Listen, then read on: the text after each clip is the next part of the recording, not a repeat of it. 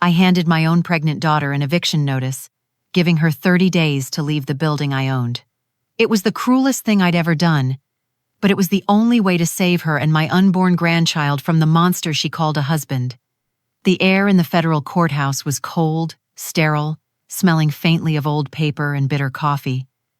It was the kind of cold that seeped right through your Sunday best and settled deep in your bones. On the other side of the polished mahogany aisle, my daughter Angela sat ramrod straight, her pearls gleaming against a dress I knew cost more than my monthly pension. Beside her, her husband, Preston, wore a smirk as tailored as his Italian suit. He looked every bit the successful real estate developer he was, confident, predatory, and utterly convinced of his victory. Their lawyer, a man with a voice as smooth and oily as a riverstone, was painting a masterpiece of deception for the judge. He used words like cognitive decline, well-meaning but confused, and increasingly erratic behavior. He was talking about me. He was describing a stranger, a caricature of a feeble old woman. And Angela just sat there, nodding along to the lies as if they were gospel truth. Then, the moment came. The judge, a man named Julian Reyes with a stern face and tired eyes, looked down from his bench. "Will the defendant, Mrs. Eleanor Vance, please rise?" I pushed myself up, my hands trembling slightly on the railing in front of me. The entire courtroom seemed to hold its breath. I met the judge's gaze, and that's when it happened.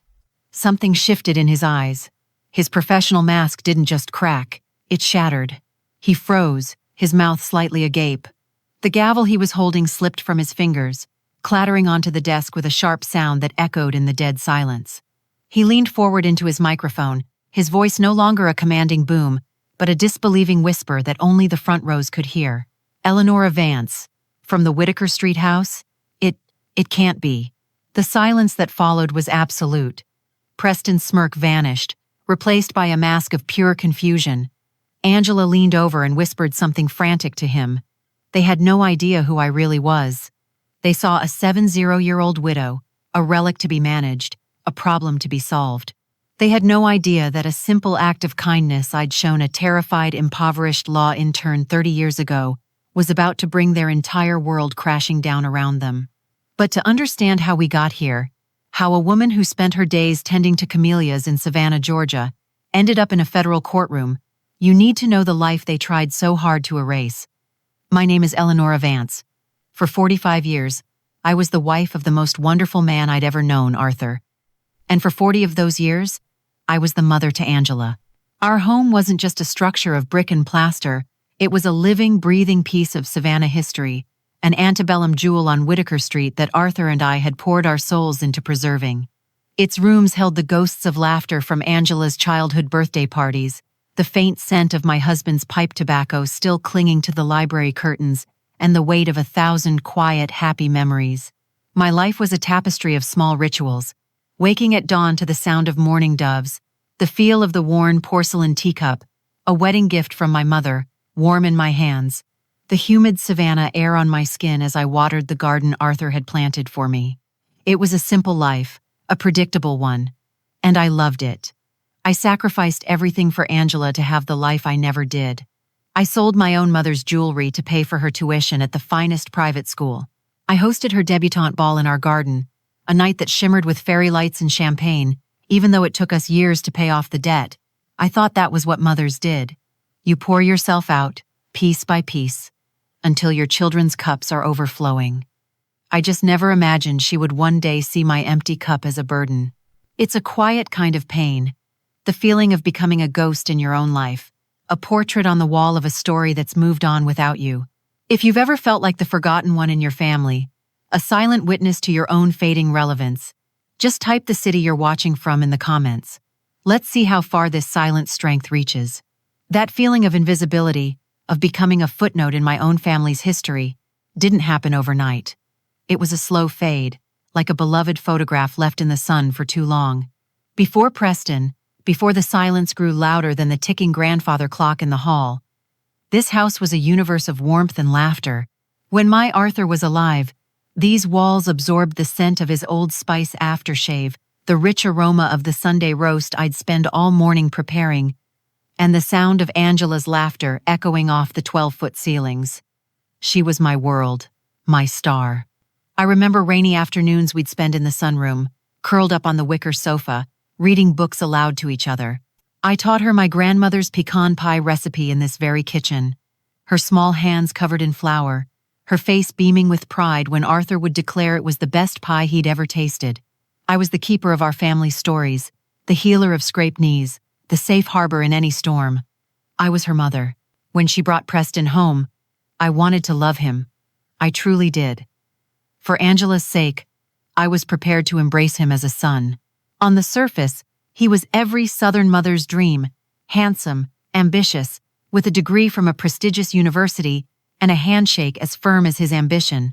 He swept Angela off her feet in a whirlwind of expensive dinners and weekend trips I knew she couldn't afford. I saw the way her eyes lit up when he entered a room, and I told myself that was all that mattered.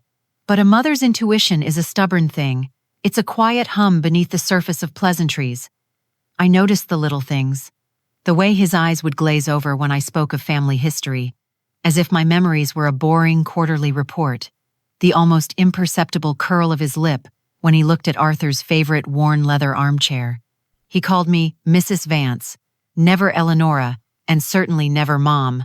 It was a small thing, but it built a wall of chilly formality that I could never seem to climb. Still, I bit my tongue. I smiled through their wedding, a grand affair at the Forsyth Park fountain that I cashed in some of Arthur's savings bonds to help pay for. I welcomed them for Sunday dinner every week, setting the table with my best silver, even when Preston spent most of the meals scrolling through his phone, discussing property values and market trends. After Arthur passed, the house fell into a profound silence. My grief was a heavy cloak, and I foolishly believed it would be a shelter for Angela and me to share, a space where we could rediscover our bond. How wrong I was. Instead of drawing closer, she drifted further away, pulled by the gravitational force of Preston's world.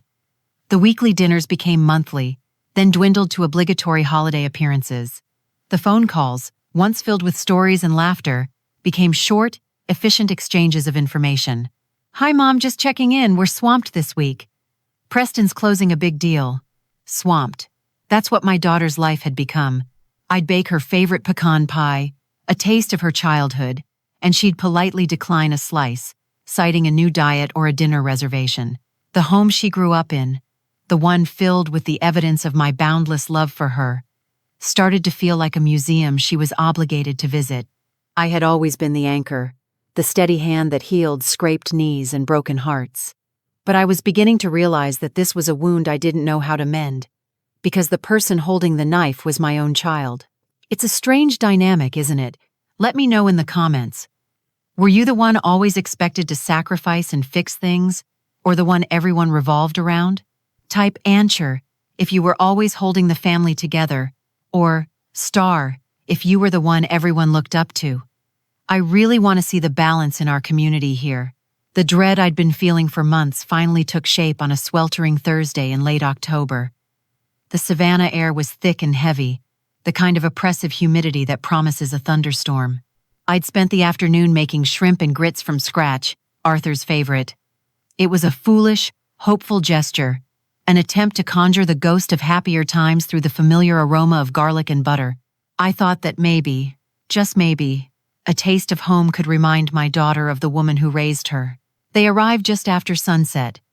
Preston strode through the front door without knocking, his eyes scanning the foyer not with the warmth of a guest, but with the critical gaze of a property appraiser. He was mentally calculating square footage, I could just tell. Angela followed in his wake, a slim, tense shadow in a designer dress. She carried an oversized leather handbag like a shield, and wouldn't meet my eyes, planting a kiss on the air somewhere near my cheek. The table was set, the food was warm, but a chill settled over the dining room that had nothing to do with the air conditioning. They didn't touch their plates. "Mom, we need to talk," Angela began, her voice brittle and rehearsed. It was the same tone she'd used when she told me she was dropping out of her art history major to study business. A decision I later learned was Preston's idea. She slid a glossy brochure across the polished wood of the dining table. The cover showed a group of silver-haired seniors laughing, frozen in a state of forced, sterile joy. The name on the front was Golden Magnolia Estates, a premier senior living experience. I felt the blood drain from my face. "Preston and I have been talking," she continued, her gaze fixed on a point just over my shoulder. "And we're worried about you. This house, it's just too much for you to handle on your own. The upkeep, the stairs. It's a constant source of anxiety for us. Anxiety for them. Not for me. I had lived in this house for 45 years. I knew the sound of every creak in the floorboards, the exact spot on the porch where the afternoon sun hit just right. It wasn't a burden. It was my life." Before I could find my voice, Preston leaned forward, placing his hands on the table as if claiming it. The slick, charming mask he wore in public dropped, revealing the raw, undisguised greed beneath. "What Angela is trying to say, Eleonora," he said, the use of my first name a deliberate, disrespectful jab, "is that this property is a criminally underutilized asset." He gestured around the room, at the hand-carved molding Arthur and I had spent a month restoring, at the antique chandelier that had belonged to my grandmother. "This location, in the heart of the historic district, it's a gold mine. We've already spoken to an architect. If we open up this wall, modernize the kitchen with top-of-the-line appliances, and convert the upstairs bedrooms into master suites, we're not just preserving a home, we're maximizing its market potential." The words hit me like physical blows. Maximize potential, underutilized asset. He wasn't talking about my home, he was talking about a product. We could flip it for a 7-figure profit. Easy, he concluded, a hungry glint in his eye. It would set us up for life. Set up your grandchild for life. My voice was a trembling whisper. "But this is our home. Angela, you took your first steps in this very room. Your father, his memories are in these walls." Angela finally looked at me, but her eyes were cold, reflecting a stranger I didn't know. "Mom, memories are portable," she recited, the words hollow and meaningless. "This is about your safety. It's about our future. My future." A sterile room in Golden Magnolia Estates, playing bingo with strangers while my home was gutted and sold to the highest bidder. My heart, which I thought had already broken when I lost Arthur, shattered all over again. I need time to think," I stammered, clinging to the last shred of my dignity. Preston scoffed, pushing his chair back. "There's nothing to think about. The decision's been made. We're just trying to do you the courtesy of including you in the process." And with that, they left. The untouched shrimp and grits grew cold on the table. The glossy brochure lay there like an eviction notice. And I was left alone, in the echoing silence of my suddenly cavernous home, with the crushing realization that to my own daughter, I was no longer a mother to be loved, but an obstacle to be removed. They didn't give me time to think. They didn't even give me time to grieve this new, unimaginable loss. The invasion began the following Monday. The doorbell chimed at precisely 9 a.m., a sound so jarring in the morning quiet it made my heart leap. Standing on my porch was Preston, and beside him, a younger man in a stark black suit, holding a tablet like a shield. He had the kind of haircut and aggressive, toothy smile that you see on billboards along the highway. "Eleonora," Preston said, breezing past me into the foyer. "This is Marcus, from Sterling Designs. He's one of the best historic renovation specialists in the state. He's just here to take a look around, get a feel for the space." He wasn't asking for permission. He was informing me. I was no longer the mistress of my own home. I was the resident docent in a museum that was about to be liquidated. For the next 2 hours, I was forced to follow them from room to room, a silent, invisible ghost trailing in their wake. They spoke about me in the third person, as if I were a piece of antique furniture that came with the property. "She's kept it in decent condition for its age," Marcus would say, running a dismissive hand over the hand-carved mahogany banister Arthur had spent a month restoring. "But it's all original fixtures. We'll have to rewire the entire structure from scratch." In the kitchen, he swiped a finger on his tablet, and a 3D rendering of a cold, sterile space of white marble and stainless steel appeared. "This is what we're thinking for the kitchen. Open, concept, of course. We'll knock out this wall here." He pointed to the wall where a framed collection of Angela's childhood drawings hung. "It'll create a much better flow for entertaining." They were erasing my life, one digital rendering at a time. The library, Arthur's sanctuary, with its floor-to-ceiling bookshelves he built with his own 2 hands, was to become a media room with a wet bar. My sunroom, where I'd read stories to my daughter, would be a home gym. Each suggestion was a violation, a desecration of sacred ground. I kept looking to Angela, who had arrived separately and was trailing behind the two men.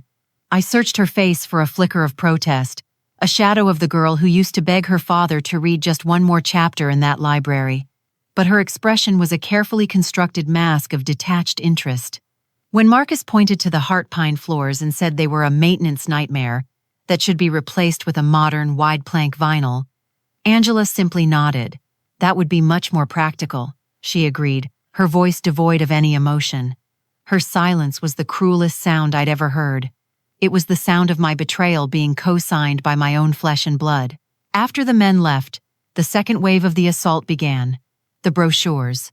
Every day, another one would arrive in the mail, addressed to me in Angela's perfect looping cursive. Golden Magnolia Estates, with its promise of resort-style living, Sunset Harbor Villas, featuring a picture of a woman my age, laughing hysterically while playing shuffleboard. Willow Creek Senior Living, where your golden years shine brightest. Each one was a glossy, smiling threat.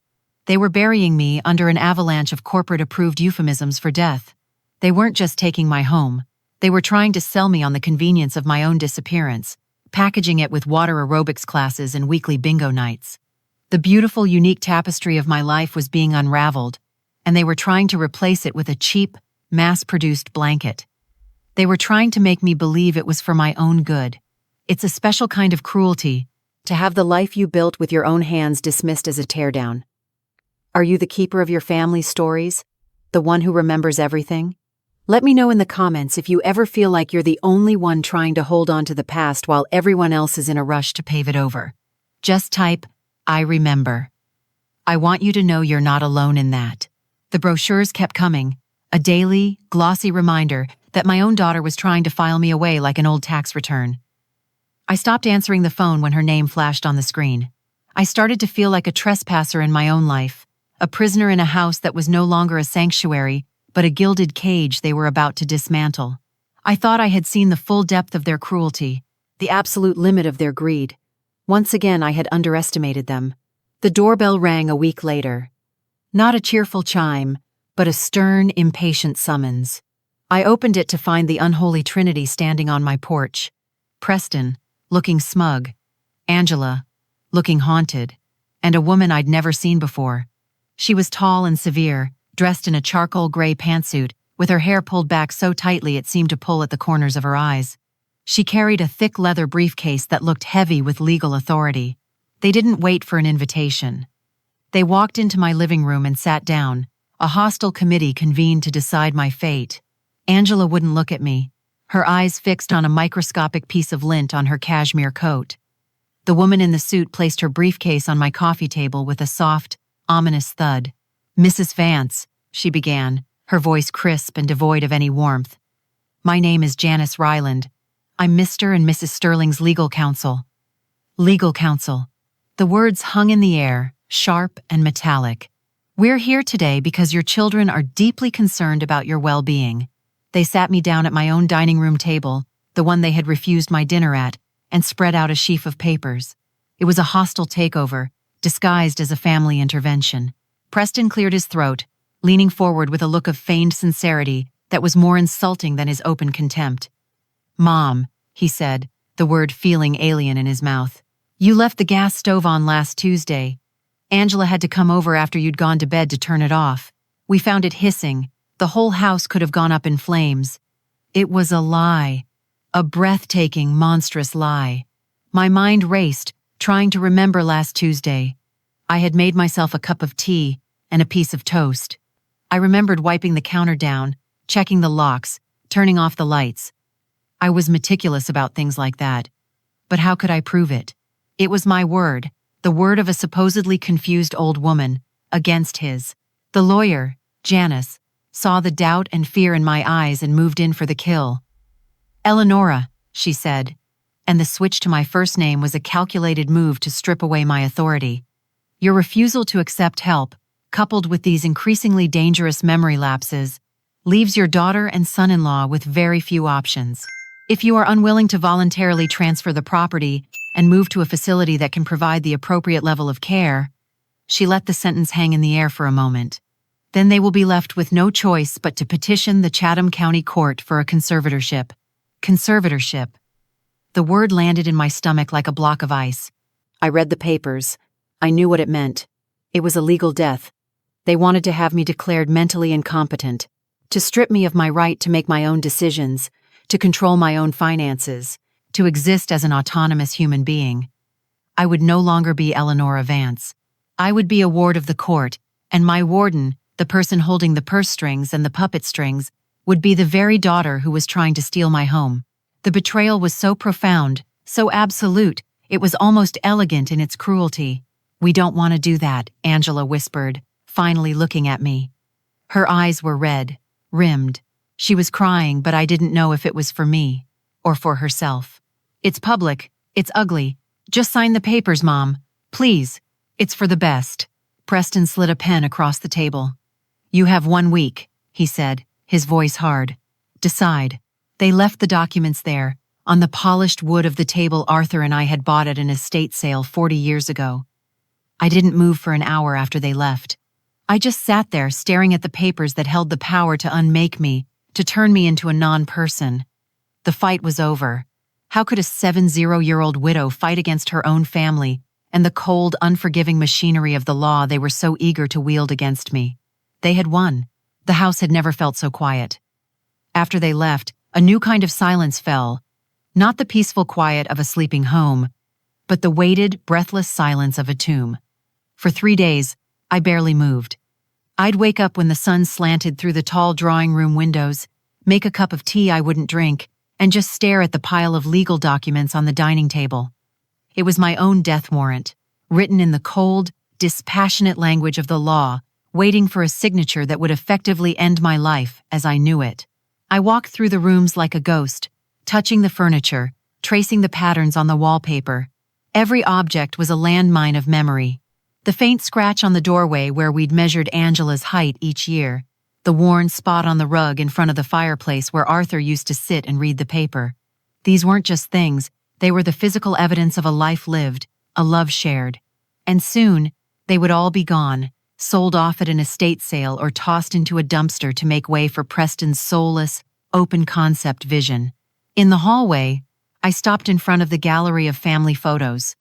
There was Angela, a gap-toothed 7-year-old, beaming with pride on her first day of school. There she was again at 16, beautiful and awkward in her prom dress. And there she was, graduating from college, her arm linked through mine, a world of promise in her eyes. I stared at the face of that young woman, searching for a trace of the stranger who had sat at my table and calmly agreed to have me declared mentally unfit. Where did she go? How does a heart learn to become so hard? I was drowning in the questions that have haunted parents for all of time. Was it something I did? Did I love her too much? Did I not prepare her for a world that could be so cruel, a world that contained men like Preston? That Saturday, the air was still and heavy. I couldn't bear the silence of the house any longer, so I retreated to the one place that still felt like a sanctuary: the garden. I sat on the old wrought iron bench beneath the giant magnolia tree that Arthur had planted the day Angela was born. Its branches, heavy with thick, waxy leaves, created a cathedral of shade. For 40 years, this tree had been a silent witness to our lives.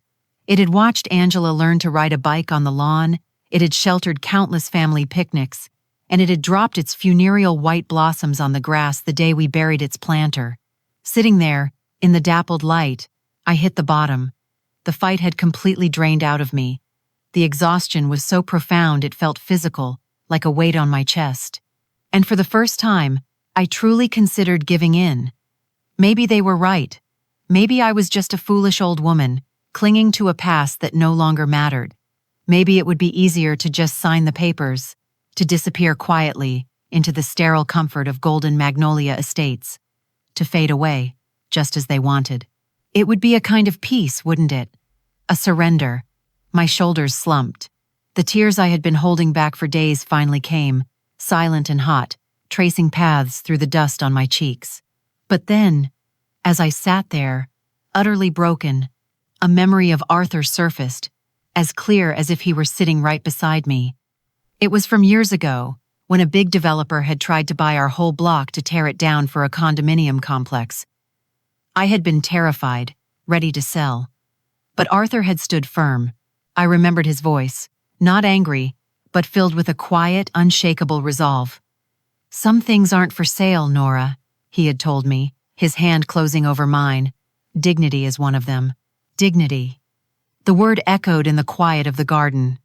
They had taken my daughter. They were taking my home. But my dignity?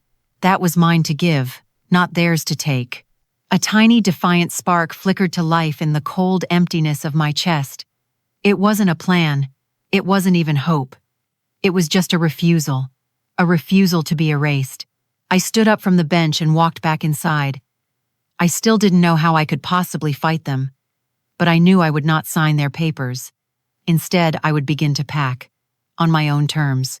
I would go through every room, every drawer, and I would be the one to decide which pieces of my life were worth saving.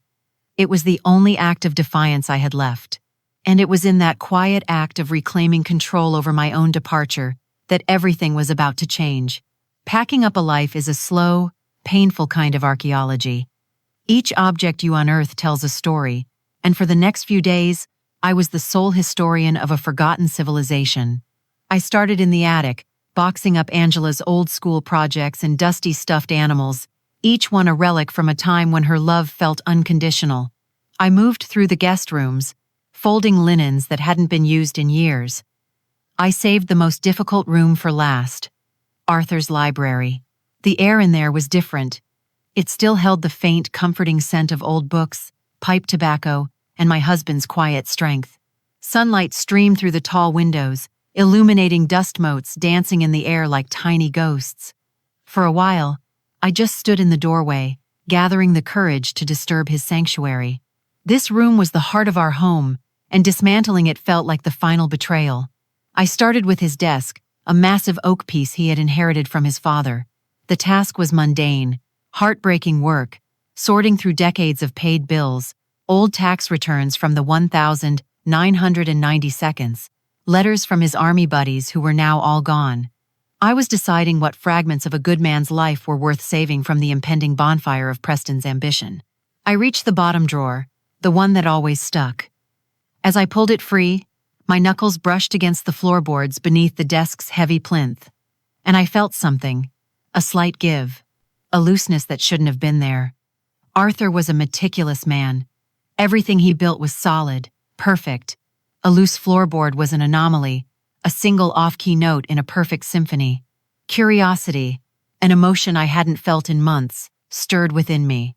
I knelt down, my old knees protesting, and ran my fingers along the edge of the board. I felt a small groove. Using the tip of an old letter opener, I gently pried it up. The old heart pine groaned in protest, and then lifted free, revealing a dark, rectangular hollow carved into the subfloor. And nestled inside that hollow was a heavy, black iron box. It wasn't a simple cash box. It was old, hand-forged, with an ornate, complex lock. It looked like something that could survive a fire, a flood, a war. It was built to hold secrets. My heart began to beat a frantic rhythm against my ribs. In 45 years of marriage, I believed Arthur and I had shared everything. We had no secrets. But this box, hidden so carefully beneath the floor of his most private space, suggested otherwise. It was, of course, locked. For the next hour, a frantic energy took hold of me. I searched for the key in all his usual hiding spots. The small ceramic dish on his dresser, the back of his sock drawer, the old cigar box where he kept spare screws and buttons. Nothing. Defeated, I sank into his leather armchair, the scent of him rising from the worn cushions. It was over. The secret would remain locked away. My eyes fell upon his nightstand. There sat the book that had never left his side, a worn, dog-eared copy of Meditations by Marcus Aurelius. He called it his instruction manual for life. On a desperate whim, I picked it up. The book fell open to a heavily underlined passage about finding strength in the face of injustice, and tucked into the spine was a small, flat, ornate iron key. My hands trembled as I returned to the box on the floor. The key slid into the lock as if it were coated in oil. It turned with a satisfying heavy clunk. I lifted the lid. There was no musty smell of old memories. It smelled of business, of crisp, important paper. The box was filled to the brim with official documents, tied in neat bundles with twine, bank statements, stock certificates, and resting on the very top was a thick, cream-colored vellum envelope. In my husband's elegant, familiar script was one word: Eleonora. And in that moment, sitting on the floor of my husband's study with this impossible box open in my lap, the suffocating despair I'd been living in for weeks was pierced by a single, sharp ray of light. I didn't know what it was yet, but it was something. Have you ever been at your absolute lowest point, only to find a sign of hope in the most unexpected place? A forgotten letter, a long-lost friend, a sudden moment of clarity. If you believe that hope can be found in the darkness, just type the word hope in the comments below. Let's fill this space with it. For a long moment, I just sat there on the floor, my fingers tracing the letters of my name, spelled out in my husband's strong, steady script. It felt like a direct message from beyond the grave, a hand reaching out through time to steady me. The silence of the house was no longer empty or oppressive.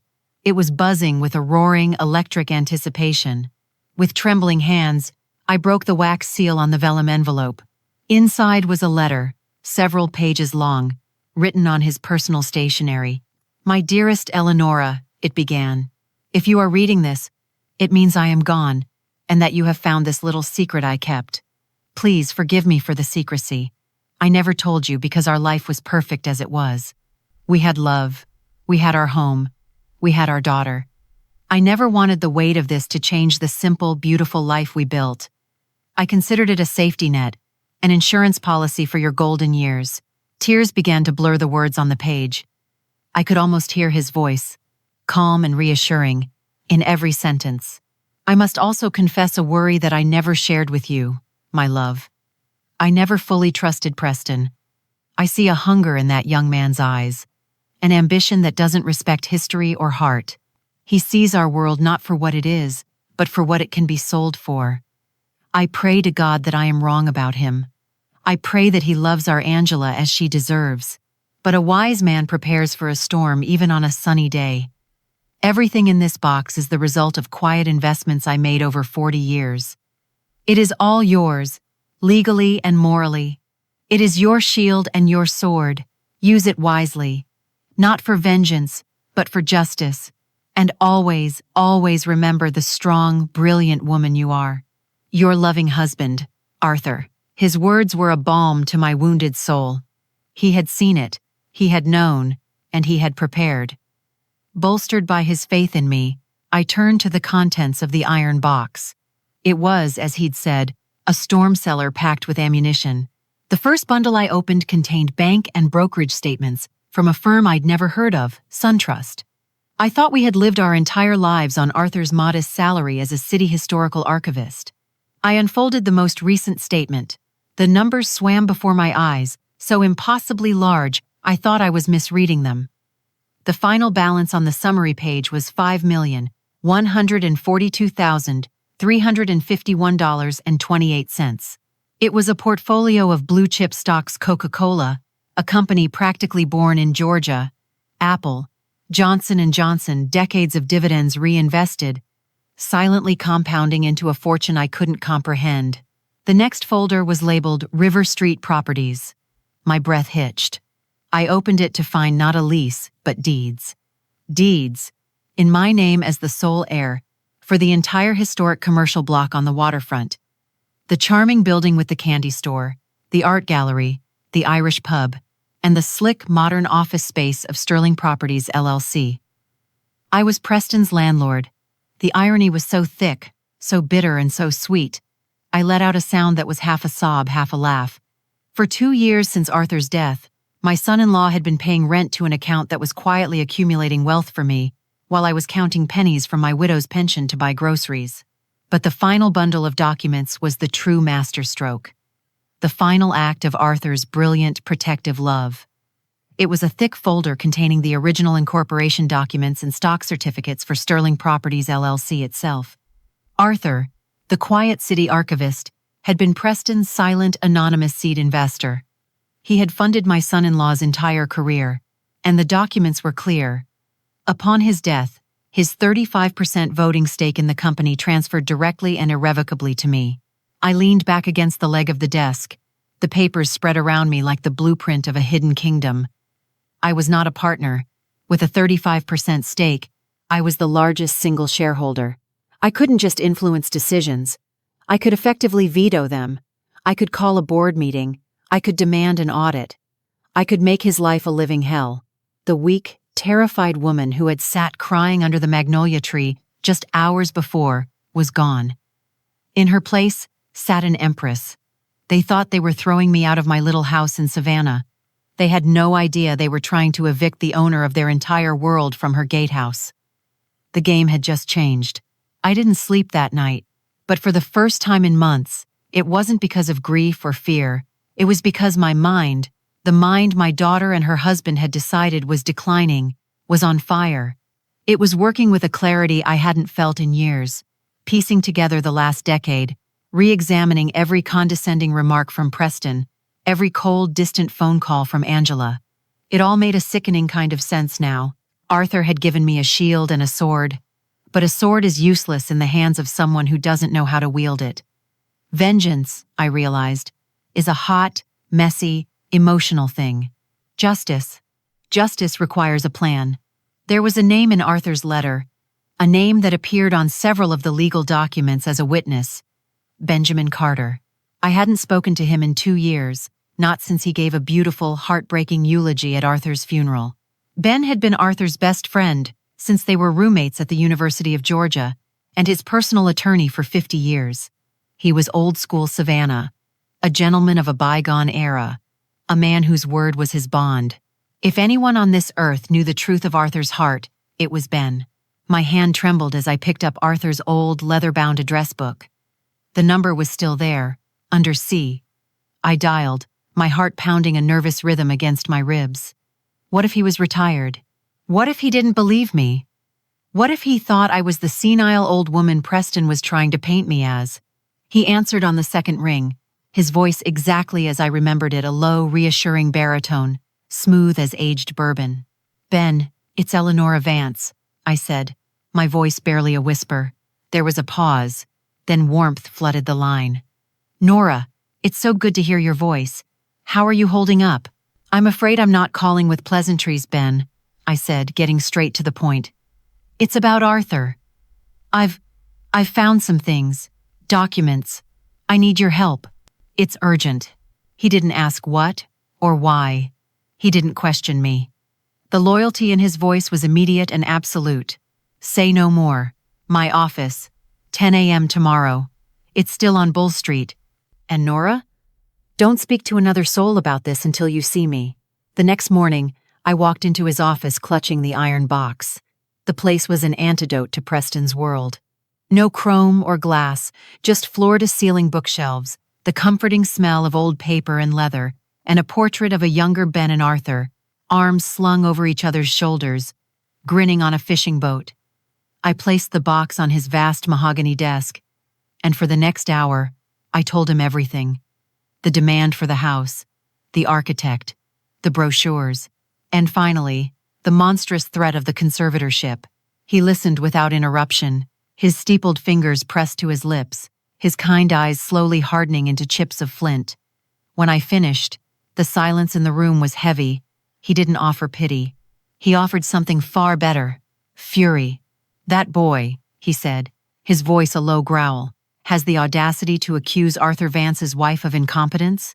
He has no idea who he's dealing with." He spent the next hour meticulously examining every document in the box, occasionally letting out a low whistle of admiration. "My God, Arthur," he murmured to himself. "You magnificent son of a gun."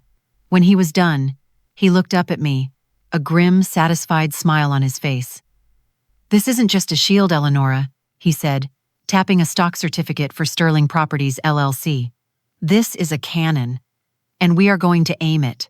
We spent the rest of the morning forming a strategy. It would not be a single, explosive confrontation. It would be a slow, methodical dismantling. A campaign.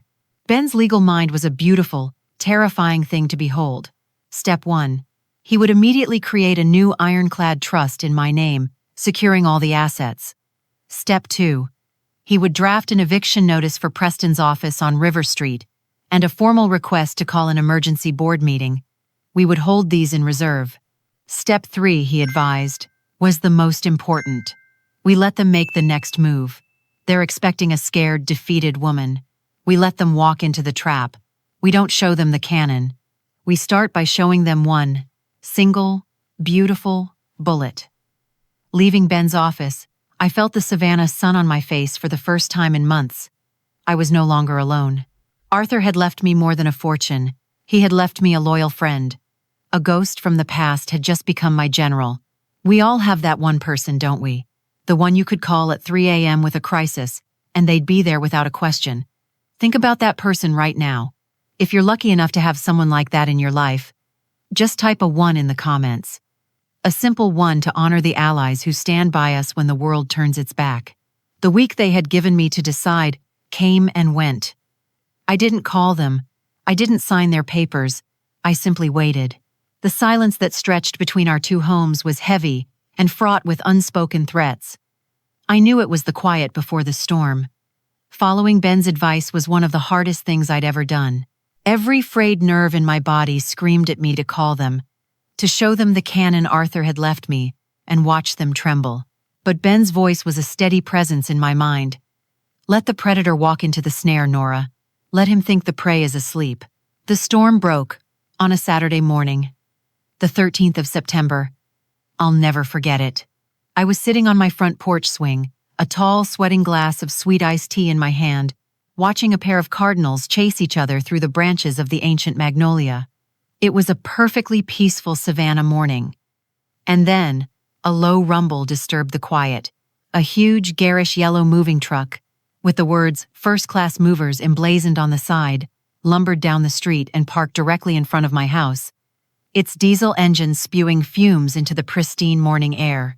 A moment later, Preston's black Mercedes SUV pulled up behind it. He and Angela got out. Preston was already on his phone, barking orders at someone, the very picture of impatient authority.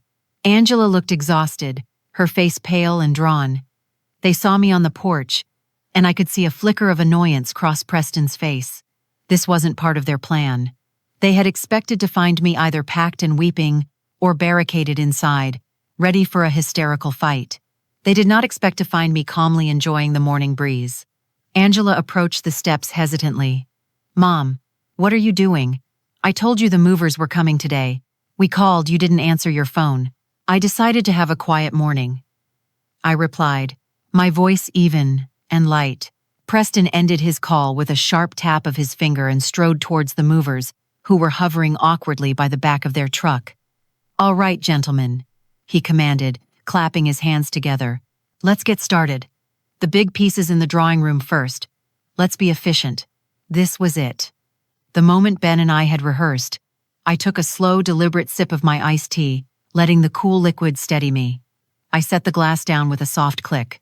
"Those gentlemen," I said, my voice cutting through the humid air with a calm authority that surprised even me, "will not be setting foot inside my home today." The movers froze. Preston turned to look at me, a flash of disbelief in his eyes. He put on a patient, condescending smile, the one he used when he thought he was dealing with a confused child. "Eleonora, we've been through this. We have the paperwork ready. Let's not make a scene in front of the neighbors." "You're right, Preston. We have been through this," I said, meeting his gaze without flinching. "We've spent a great deal of time discussing my living situation. So today, I thought we could spend a few moments discussing yours." From the wicker table beside me, I picked up a single, crisply folded piece of paper. It was the invoice Ben had printed for me. "I was going over some of Arthur's old financial records this week," I said, my voice a perfect imitation of pleasant conversation.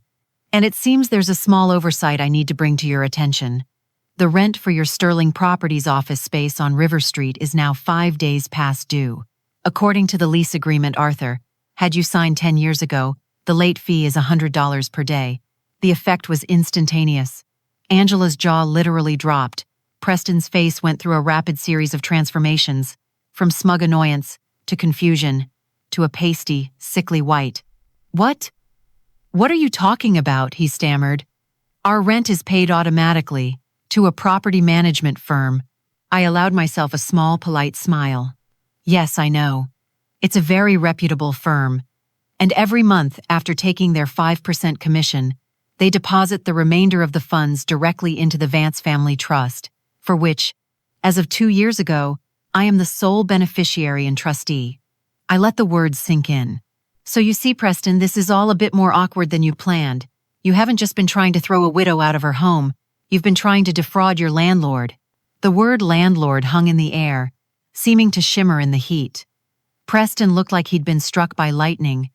He opened and closed his mouth like a fish, but no sound came out. "That's impossible," he finally managed, his voice a strangled squeak. "You're lying. This is some kind of sick joke." "Is it?" I asked, my voice still light, still conversational. "The Chatham County property records are a matter of public information. I encourage you to have your very expensive lawyer look them up. It should only take her a few minutes. In the meantime, those movers are on your clock, and so is your $500 late fee." I stood up from the swing, the worn chains groaning softly. The performance was over. It was time for the final act. "You have until 5 p.m. this evening to deliver a certified check for this month's rent, plus the accumulated late fees, to the office of my attorney, Mr. Benjamin Carter. His address and the total amount due are on that invoice." I placed the paper on the railing. "If his office does not have that check in hand by 5 o'clock, he has been given explicit instructions to file for a commercial eviction on Monday morning. I believe that would be quite damaging to the reputation of Sterling Properties, wouldn't you agree?" I looked from Preston's ashen face to my daughter's, which was a mask of pure, unadulterated shock. "Now, if you'll excuse me," I said, turning my back on them. "My roses are looking a bit thirsty." I walked into my house and closed the front door softly behind me, leaving them standing speechless on the sidewalk, next to a very expensive and very idle, yellow moving truck. The first battle was over, and it had been won without a single shot fired from the cannon. I closed the door and leaned against the cool, solid wood, my heart hammering against my ribs like a trapped bird. My breath came in ragged gasps. I had done it. I had followed Ben's plan, and it had worked more perfectly than I could have ever imagined. But as the adrenaline began to recede, there was no rush of triumphant joy. There was only a profound, hollow ache. Through the sheer lace curtains of the front window, I watched the real tragedy begin to unfold. I couldn't hear their words, but their body language was a brutal pantomime of a relationship imploding. Preston was a caged tiger, pacing the sidewalk, his hands carving furious shapes in the air. Angela stood, then sat, on the edge of the porch steps, her shoulders shaking with sobs. He would point at the house, at me, then jab a finger in her direction. She would plead, her hands outstretched. After 10 minutes of this venomous ballet, the movers, having been paid for their time, climbed back into their garish yellow truck and drove away. Preston got into his Mercedes, slammed the door so hard the car shook, and sped off, leaving a squeal of rubber and my daughter crying alone on my doorstep. The united front they had presented to the world, the perfect, ambitious power couple, had shattered into 1,000 pieces right there on the sun-drenched sidewalk. I waited all afternoon. The certified check from Preston for the overdue rent was delivered by a panicked-looking courier at 4:57 p.m., just 3 minutes before the deadline. But I heard nothing from my daughter. Finally, as dusk was settling over the city, casting long shadows from the live oaks, my doorbell rang. It was Angela, alone. Her face was pale and blotchy, her expensive mascara tracked in black rivers down her cheeks. The confident, cold woman who had tried to have me committed was gone. In her place was the lost, terrified little girl I hadn't seen in years. I stepped aside and let her in. She drifted into the living room and sank into a wingback chair, looking small and fragile in the grand, silent room. "Is it true?" she whispered, her voice hoarse from crying. "All of it? Do you really own Preston's office building?" I sat opposite her, keeping a careful distance. "The Chatham County property records are public information, Angela. Your husband is a real estate developer. I'm sure he knows how to look them up by now." That's when the dam broke. The excuses, the justifications, the blame, it all came pouring out in a desperate, tangled rush. "It was Preston," she sobbed, her words punctuated by hiccuping breaths. "It was all his idea, Mom. I swear it. He's been obsessed with this house since the day we got married. He called it his white whale. He told me you were getting forgetful, that you were a danger to yourself. He made me believe we were rescuing you. She told me how he'd shown her articles about elder care, how he'd manipulated her with fear, painting pictures of me falling down the stairs with no one to help. He had convinced her that my love was a form of control, and that selling the house was the only way for them to be truly free, truly successful. She had believed him because the alternative, admitting to herself that the charismatic, ambitious man she had married was a soulless predator, was simply too terrifying to confront. "Please, Mom, you have to call it off," she pleaded, her eyes wide with a fear that was more for herself than for me. "Don't evict him. It'll ruin him. It'll ruin us. We're in debt, Mom. So much debt. We have to project this image of success, but it's all a house of cards." When she saw my face remain unchanged, her expression shifted. She took a deep breath, preparing to play her final, most desperate card. "And Mom, there's something else," she said, her voice dropping to a near whisper as she placed a trembling hand on her stomach. "I'm pregnant. You're going to be a grandmother." The words hit me with the force of a physical blow. A grandchild. For a fleeting second, a wave of pure joy washed over me, an instinct as old as time. But it was immediately followed by a cold, sickening tide of realization. She hadn't shared this miracle with me over a celebratory cup of tea. She hadn't called me, bursting with happy news. She had saved it, weaponized it. She was deploying it now as a bargaining chip, a shield to protect her monstrous husband. The cruelty of it stole my breath. She looked so broken, so lost. And a part of my heart, the mother part that never truly dies, ached for her. But the woman she had betrayed knew that this moment was about more than tears. It was about accountability. Have you ever been caught in the middle, forced to choose between two people, or between what's easy and what's right? It's a terrible place to be. If you've ever faced an impossible choice like that, just type the number 2 in the comments. No explanation needed. We'll know what it means. A grandchild. 2 words I had longed to hear for years, and here they were, being offered up not as a gift shared in a moment of joy, but as a shield for a guilty man. The pain of it was sharper, colder, and more profound than any betrayal that had come before. For a moment, I saw the path of least resistance stretching out before me. I could cry, I could hug her, I could say, "A baby changes everything," and forgive them. I could buy a fragile peace at the price of my own soul. The old Eleonora, the one who lived to please, would have taken that path. But she was gone. Arthur's letter and Preston's cruelty had burned her away. I looked at my daughter, this stranger with a familiar face, and my voice was quiet, almost clinical. "And this is how I find out, Angela? Not in a happy phone call, not with tears of joy, but as a negotiating tactic in the middle of a hostile takeover of my life? You saved the news of my own grandchild, your father's grandchild, and you deployed it like a weapon. Tell me, what kind of love is that?" The question struck her harder than a slap. Her tears stopped. She had expected me to melt, but instead, I had held up a mirror, forcing her to see the ugliness of her own strategy. "This was never about the rent, and you know it," I continued, my voice gaining strength. "This is about a man who was willing to have his own mother-in-law declared legally incompetent to steal a house. A man who lied to you, isolated you from your own mother, and who is now, this very second, using his own unborn child as a human shield. He has shown you exactly who he is, Angela. The only question that matters now is, who are you going to be?" As if summoned by the devil's own tongue, the doorbell rang, a sharp, insistent peal. Before I could move, Angela, acting on some deep, conditioned instinct, went to open it. It was Preston. His hair was disheveled, and the smug confidence was gone, replaced by a desperate, wild-eyed panic. He strode into the living room, his eyes darting between us. He had clearly realized that his anger on the sidewalk had been a tactical error. It was time to try a different approach. He stopped in front of me, his face a painful-looking mask of remorse.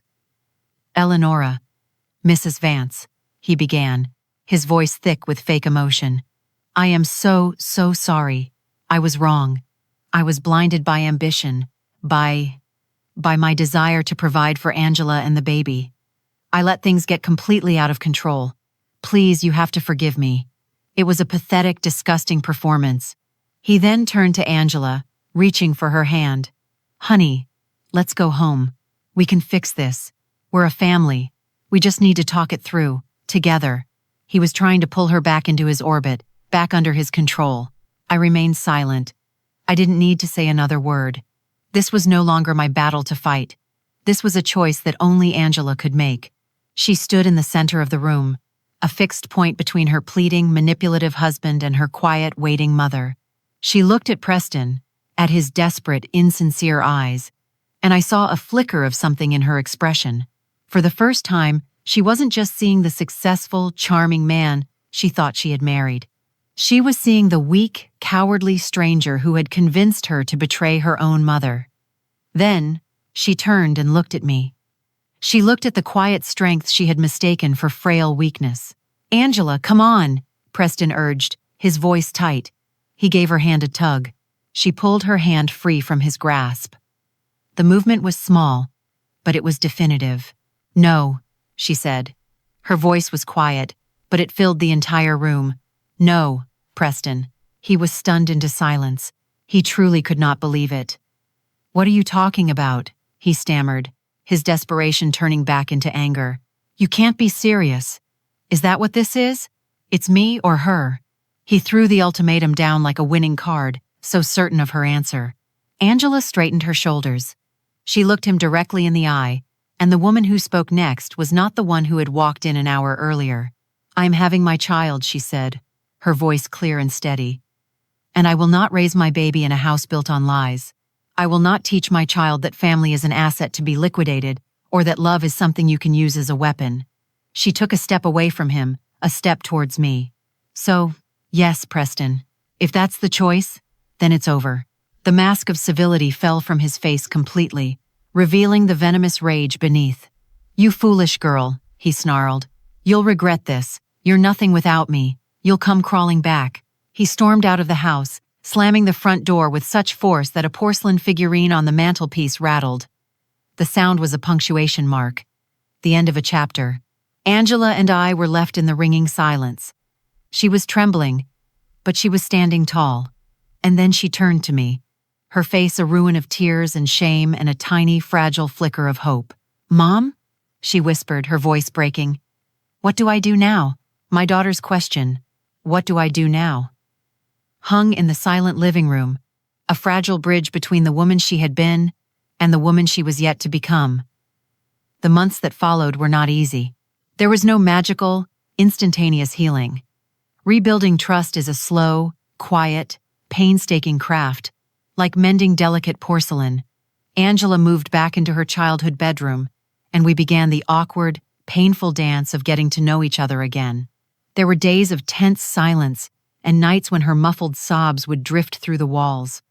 But slowly, painstakingly, the ice began to thaw. Preston, however, was not a man to slink away quietly into the night. A man like that doesn't see the end of a relationship. He sees the loss of an asset.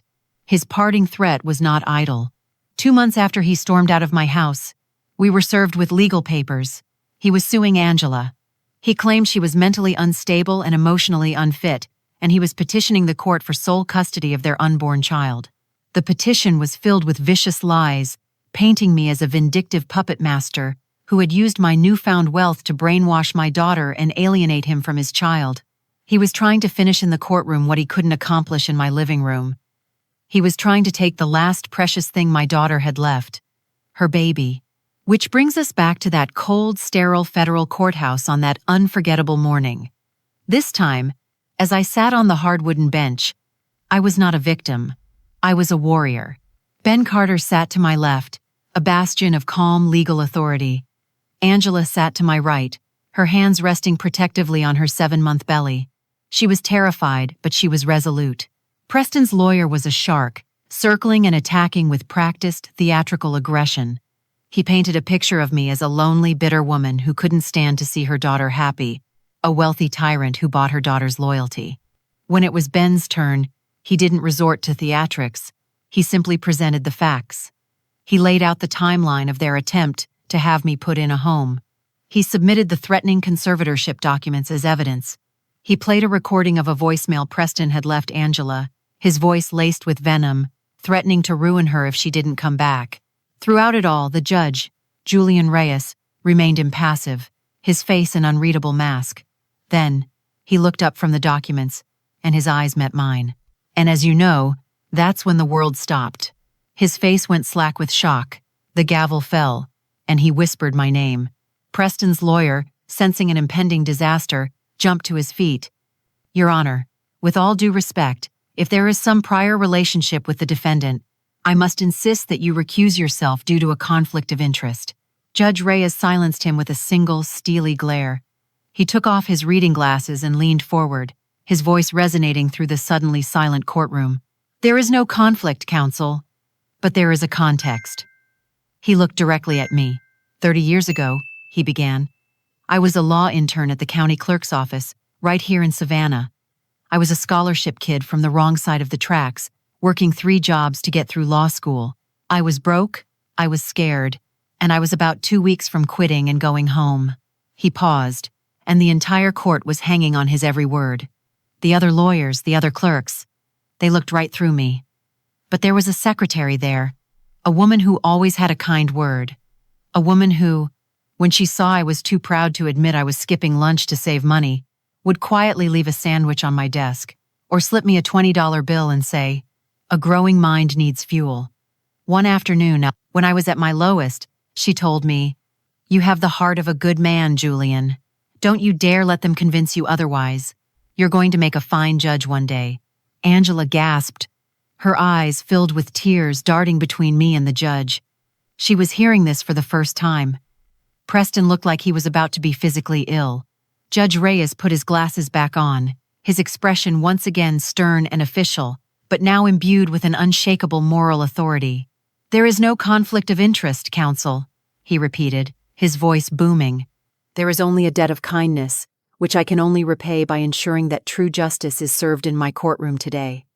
He looked down at the pile of evidence, and it is overwhelmingly clear to this court that the only manipulation, the only unfitness, and the only danger to this unborn child is Mr. Preston Sterling. The verdict was swift and total. The case was dismissed with prejudice. A permanent restraining order was granted, and Preston was ordered to pay for every single cent of our legal fees. We walked out of that courthouse into the bright Georgia sun, and for the first time in years, my daughter hugged me with the unburdened love of her childhood. A $20 bill, a kind word, a cup of coffee given 30 years ago. You never know which small seed of kindness will grow into a mighty oak that shelters you in a storm. Think about it. Has a small act of kindness ever changed the course of your day? Or even your life?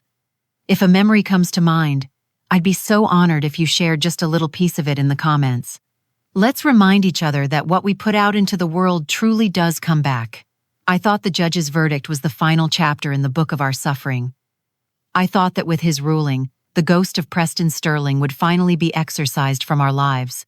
But in a city like Savannah, a city that runs on sweet tea, Spanish moss, and a deeply ingrained code of honor, a legal defeat is one thing. Public humiliation is a death sentence. The story of what happened in that courtroom didn't just spread, it ignited. It became the whispered topic at every charity luncheon, every golf game at the club, every cocktail party in the historic district. The tale was just too deliciously Southern Gothic to ignore. The ambitious, new money developer who tried to have his elegant, old money mother-in-law declared incompetent, only to discover she secretly owned his entire empire and was a beloved figure to the very judge he was petitioning.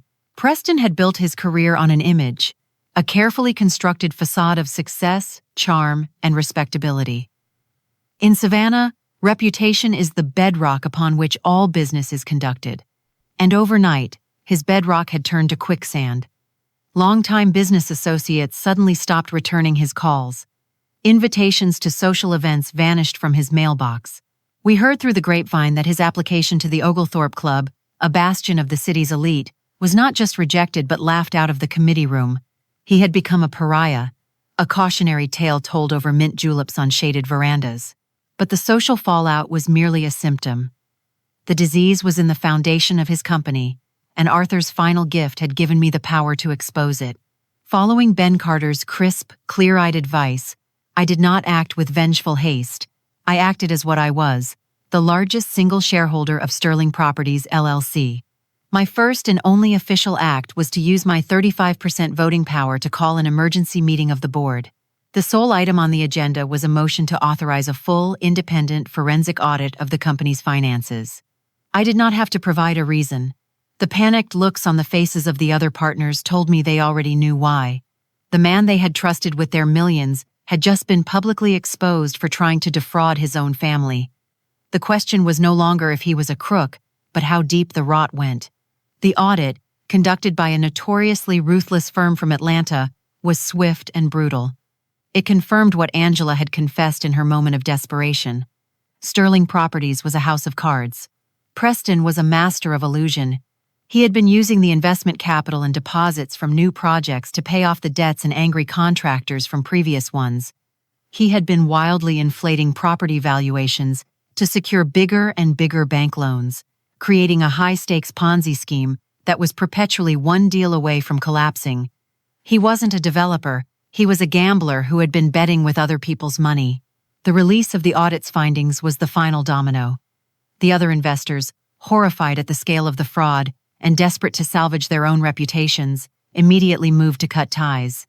They triggered the morality clauses in their partnership agreements. The banks, realizing the collateral for their loans was based on fraudulent numbers, called in his debts. Subcontractors who hadn't been paid in months filed liens against his properties. Within 30 days of Judge Rhea's verdict, Sterling Properties LLC filed for Chapter 7 bankruptcy. Not reorganization. Liquidation. Everything was to be sold off to pay pennies on the dollar to his legion of creditors. He was ruined, completely and utterly, and through it all, I did nothing more. I didn't have to. I watched from the quiet sanctuary of my home as the empire he had built on lies and cruelty crumbled under the weight of its own corruption. Arthur's letter had said to use the power not to hurt, but to teach.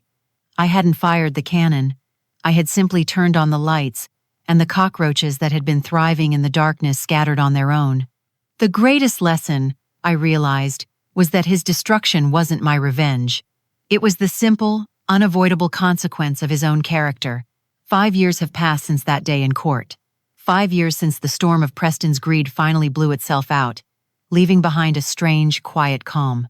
The silence in the old house on Whitaker Street is different now. It is no longer the silence of a tomb, heavy with grief and betrayal. It is the silence of contentment, a peaceful hum punctuated by the sound of small feet pattering on the heart pine floors and the delighted shrieks of my granddaughter as she chases butterflies in the garden. Her name is Grace. She has her mother's bright, curious eyes and my late husband's stubborn, determined chin. She is the living, breathing embodiment of our second chance, the beautiful new chapter we wrote after the old book was burned. Watching her mother, my Angela, with her, is to witness a miracle of healing. The haunted, broken woman who wept in my living room is gone. In her place is a mother fierce with a protective love, a woman who has painstakingly rebuilt herself from the ashes of her past. She is a better mother to Grace than I ever was to her, because she knows the profound cost of taking that love for granted. Our days are quiet and full of the simple rituals I once thought were lost to me forever. We bake pecan pies in the kitchen, and this time, Grace is the one with flour on her nose. We sit on the porch swing and I tell her stories, not of betrayal and courtrooms, but of the great man her grandfather was, a quiet king who built a secret fortress to protect the people he loved. I could have sold everything. I could have traveled the world. I could have bought a new, modern house, free from the ghosts of the past, but that would have been a waste of Arthur's true gift. His legacy wasn't just the money, it was the purpose that came with it. 2 years after the trial, Ben Carter and I established the Arthur Vance Foundation for Dignity. With an initial endowment from the trust, we purchased and beautifully restored another historic home in the city. We call it Arthur's House. Its mission is simple and direct: to provide free legal assistance, financial counseling, and temporary safe housing for senior citizens who are the victims of familial financial abuse and exploitation. We started small, with just one social worker and a part-time lawyer. Today, the foundation is a force in our community. We have helped over 100 men and women fight back against their own versions of Preston. We have saved homes, recovered stolen life savings, and, most importantly, restored a sense of dignity to people who were made to feel powerless and invisible. And the executive director of the foundation, the compassionate, tireless woman who interviews every client and fights for them with a fire I know so well, is my daughter. After Grace was born, Angela went back to school. She earned her master's degree in social work. This foundation is not just her job, it is her calling, it is her penance and her passion. She takes the ugliest chapter of her life and uses it as a light to guide others out of the same darkness. She can sit with a weeping mother whose son has drained her bank account, and she can hold her hand with a unique empathy. She can counsel a guilt-ridden child who was complicit in a spouse's scheme because she herself has walked that path of fire and found redemption on the other side. As for Preston, I rarely think of him. Ben tells me he moved out west somewhere, probably to find a new town and a new set of people to charm and defraud. I hold no ill will towards him anymore. He is simply irrelevant. A ghost. My ultimate revenge wasn't his downfall, which was of his own making. My revenge is my joy. It is my granddaughter's laughter. It is the look of gratitude in the eyes of an elderly man we helped keep his home. It is the quiet, profound peace I feel at the end of each day. The house on Whitaker Street is no longer a monument to the past. It is a living, breathing home once more, its walls filled with the love and resilience of 3 generations of Vance women. Arthur's true legacy wasn't the millions he left in the iron box. It was the unshakable belief in my own strength that his love gave me. That strength, I've learned, is the only inheritance that truly matters. So, that's my story. It's a story about a house, and an old iron box, and a great love that transcended even death. But underneath it all, it's a story about dignity.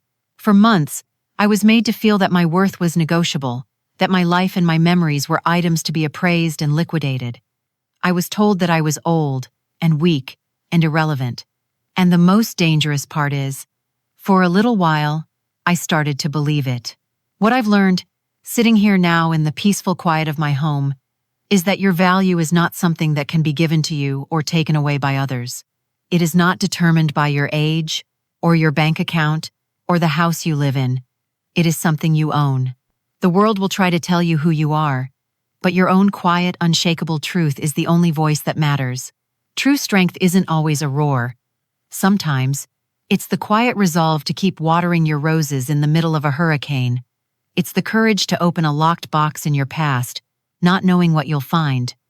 And it's the wisdom to understand that the greatest victory is not in destroying your enemies, but in building a beautiful life from the rubble they tried to leave you in. My husband's true legacy wasn't the money. It was his unwavering belief in me, a belief that ultimately reminded me how to believe in myself. And that's the truth I want to leave with you today.